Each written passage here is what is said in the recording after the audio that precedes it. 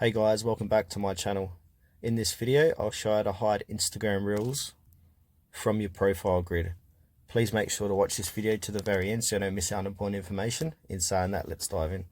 Alright guys, go ahead and open up your Instagram app on your phone. And then you want to go ahead and click on your profile, which is located bottom right hand corner of your page. And then from here, I'll demonstrate hiding one of these reels.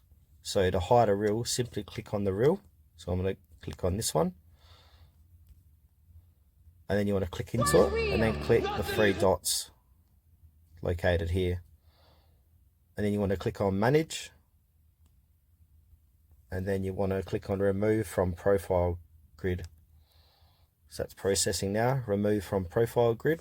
So what I'll do, I'll go back, and as you can see, that's been moved off my profile grid.